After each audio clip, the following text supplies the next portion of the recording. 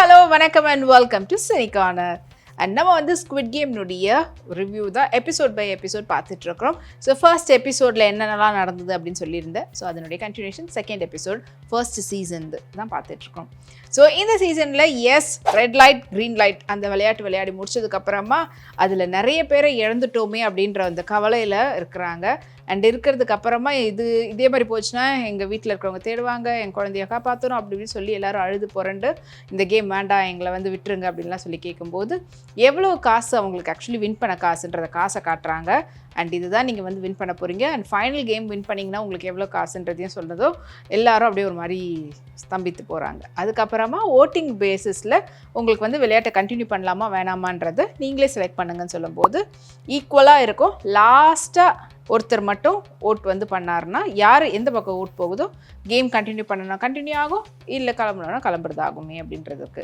இதில் என்னென்னா யாரெல்லாம் இந்த கேமை நிறுத்திடுங்கன்னு சொல்லி கத்தி எல்லாம் பண்ணாங்களோ அவங்களாம் கடைசியாக வேணுன்றதுக்கு ஓட் பண்ணிட்டாங்க. சைலண்ட்டாக இருந்தவங்களாம் வேணான்றதுக்கு ஓட் பண்ணிட்டு இருந்தாங்க. அண்ட் ஃபைனல் அந்த கேம் பிளேயர் நம்பர் 1 அவர் வந்து கேம் வேணான்றதுக்கு ப்ரெஸ் பண்ணிட்டு கேம் வந்து இது பண்ணிடுறாங்க. எல்லாரையும் அவங்கவுங்க விட்டுறாங்க. விட்டதுக்கப்புறமா ஒருத்தரும் பயங்கரமான ஸ்ட்ரகிளை ஃபேஸ் பண்ணுறாங்க. அண்ட் அவங்கக்கிட்ட இந்த காசு ஒருத்தர்கிட்ட கொடுத்து வச்சுருப்பாங்க, அது போயிட்டுருக்கும். இன்னொருத்தவங்க அவங்க பையனை வந்து கஷ்டமான நிலைமையில் இருக்கிறது இருக்கும். And of course hero of the movie 4, 5, 6 அவர் அவங்க அம்மாவுக்கு வந்து டயபெட்டிஸ் வந்து ரொம்ப சீரியஸான கண்டிஷனில் இருப்பாங்க, ஆப்ரேஷன் பண்ணி ஆகணும். இந்த மாதிரி ஒவ்வொருத்தருக்கும் அவருடைய ஃப்ரெண்டு அவர் வந்து ஃபுல் அண்ட் ஃபுல் ஷேர்ஸ்லேயும் மியூச்சுவல்ஸ்லேயும் விட்டுட்டு அதனால் அவரை வந்து போலீஸ் அரெஸ்ட் பண்ணுற அளவுக்கு ஃபோன்ஸு அண்ட் அது இல்லாமல் இன்னொரு ஹீரோவை காப்பாற்றுற பார்த்தீங்களா பிடிச்சி அவர் வந்து பார்த்திங்கன்னா கையில் அடிபட்டிருக்கும். இருந்தாலும் ஒய்ஃபுக்கும் குழந்தையும் எப்படியாவது அனுப்பி வச்சிடணுன்றதுக்காக ஓனர்கிட்ட இருந்து எனக்கு சம்பளமே கொடுக்காமல் வச்சிட்ருப்பார். அந்த காசு எப்படி அவர் கை அடிபட்டுடும். அப்படி இருக்கும்போது எடுத்துகிட்டு வந்து பொண்ணையும் குழந்தையும் முதல்ல கிளம்புங்க அப்படின்னுடுவார். ஸோ எல்லாருமே ரொம்ப ஸ்ட்ரகிளிங்கான ஒரு இடத்துல இருப்பாங்க. நீங்கள் மறுபடியும் கேமை கண்டினியூ பண்ணணும்னு நினச்சிங்கன்னா இப்போ நீங்கள் வந்தீங்கன்னா நம்ம கண்டினியூ பண்ணலாம் எல்லோரும் மெஜாரிட்டியாக வரும்போது அப்படின்னு சொல்லியிருப்பாங்க. ஸோ எல்லோரும் மறுபடியும் போகலாமா அப்படின்ற மாதிரி யோசிப்பாங்க. அண்ட் இன்னொரு பக்கம் ஹீரோ ஆக்சுவலி வெளியில் வந்ததுமே அவர் உடனே போலீஸ்கிட்ட போய் நிற்பார். போலீஸ்கிட்ட இதெல்லாம் சொல்லுவார், இந்த மாதிரிலாம் வந்து பண்ணாங்க அப்படின்னு. போலீஸும் வந்து நீ சொல்கிறதெல்லாம் நம்புற மாதிரியா இருக்குது, நம்பரை கொடுப்பார், பேசி பாருங்கன்ட்டு பண்ணால் அந்த உண்மையான யாரோ ஒருத்தவங்க எடுத்துகிட்டு கத்துவாங்க, திட்டுவாங்க. அண்ட் இதை வந்து இன்னொரு போலீஸ் ஆஃபீஸர் பார்த்துட்டு இப்படி போயிடுவார். அதுக்கு மேலே பார்த்தா அவங்க பிரதரும் காணாமல் இருப்பாங்க. அந்த பிரதருடைய ரூமில் போய் பார்த்தாலும் அதே மாதிரி கார்டு இருக்கும். ஸோ அதுக்காக தேடுறதுக்கு மறுபடியும் வந்து ஹீரோ கிட்ட கேட்டால் இல்லை நான் யார் நிலைமையிலையும் ஹெல்ப் பண்ணுறதுக்கு இல்லை அப்படிலாம் சொல்லிட்டு இது பண்ணிகிட்ருப்பாரு. அண்ட் ஹீரோ கடைசியாக அவங்களோட எக்ஸ் ஒய்ஃப்கிட்டையும் போய் காசு கேட்பார் அம்மாவுக்கு சர்ஜரி பண்ணுறதுக்குன்னு. அண்ட் எக்ஸ் ஒய்ஃபுடைய ப்ரெசன்ட் ஹஸ்பண்ட் காசு கொடுத்துட்டு இதுக்கப்புறமா நீ எங்கள் ஃபேமிலி இதுலலாம் தலையிடாது அப்படின்னும் போது ஃபேமிலியில் தலையிடக்கூடாதுன்றதுக்காக காசு கொடுக்குறேன். சண்டெல்லாம் வந்து அந்த பொண்ணு ஒரு மாதிரி பார்க்கும். ரொம்ப ஒரு எல்லாருமே ஒரு டைட்டான ஒரு சுச்சுவேஷனுக்கு கொண்டு வந்து நிறுத்துகிற மாதிரி காட்டுவாங்க. அண்ட் ஃபைனலி வேறு ஆப்ஷன் இல்லாமல் மறுபடியும் கேமை வந்து கண்டினியூ பண்ணுறதுக்காக எல்லோரும் ஃபோன் கால் பண்ணுவாங்க. அதே போல் அவங்கள வந்து வண்டி வந்து பிக் பண்ணுறதுக்கு வரும்.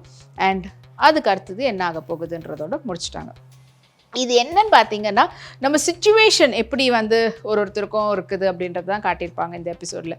அண்ட் மகன் வந்து ஒரு வாட்டியும் அவங்க அம்மா கிட்டேருந்து காசை எடுத்து அதாவது ஹீரோ போயிட்டு நிறைய அவர் அந்த ரேசிங்கில் இதெல்லாம் விட்டுட்ருப்பார்ல, அந்த மாதிரி இன்சூரன்ஸும் எடுத்து வச்சுருக்கும்போது அதையும் எடுத்துகிட்ருப்பார். ஸோ இப்போ இந்த சுச்சுவேஷனில் அம்மாவுக்கு வந்து பண்ண முடியலையேன்ற அவர் அந்த ஃபீல் பண்ணக்கூடியதாக இருக்கட்டும், இல்லைனா அவங்களுடைய அம்மா வந்து இந்த அளவுக்கு பார்த்துக்காம போயிட்டோமே அப்படின்றது. ஸோ அந்த வந்து நல்லா டீப்பாக காட்டியிருப்பாங்க. ஒய்ஃப் வேற ஒருத்தர் கல்யாணம் பண்ணிக்கிட்டு போயிட்டாலுமே கூட பொண்ணு நம்ம மேலே பாசத்தோடு இருக்கிறாளே அப்படின்ற அந்த ஒரு ஃபீலிங், பொண்ணுக்காக என்ன பண்ணுறது அப்படின்ற அது ஒரு ஏக்கம். அண்ட் இன்னொரு பக்கம் அவங்களுடைய ஃப்ரெண்டாக காட்டக்கூடியவங்க அவங்க வந்து வெளிநாட்டில் இருக்கிறாங்க, நல்லா படிச்சிருக்கிறாரு, ஊருக்கான பெருமை அப்படின்னு நினச்சிட்டு இருக்கும்போது அவர் எல்லா காசையும் இந்த மாதிரி அவங்க அம்மா கிட்ட சொன்ன விஷயமா இருக்கும். அவங்க அம்மா பெருமையாக எல்லார்கிட்டையும் சொல்லிகிட்டு இருப்பாங்க.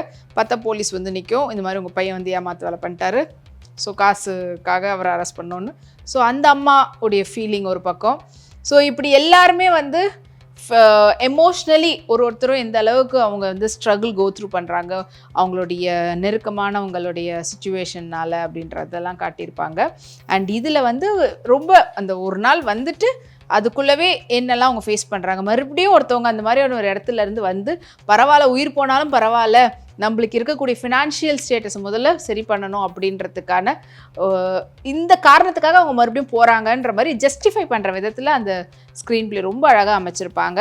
அது வந்து ஒருத்தருக்கு பண்ணுறதுன்றது ஓகே, எல்லாருக்கும் மறுபடியும் ரிட்டர்ன் போகிறாங்கன்னா அவங்களுக்கு என்ன மாதிரியான ஒரு சுச்சுவேஷன்றது ஒருத்தருக்கும் ஜஸ்டிஃபை பண்ணுறதுன்றது அமேசிங்காக இருந்தது. ஸோ அமேசிங்கான ஒரு ஸ்க்ரீன் ப்ளே, அதனால தான் நம்மளோட ரொம்பவே ஈஸியாக இன்ட்ராக்ட் ஆகிற விதத்தில் இருந்தது.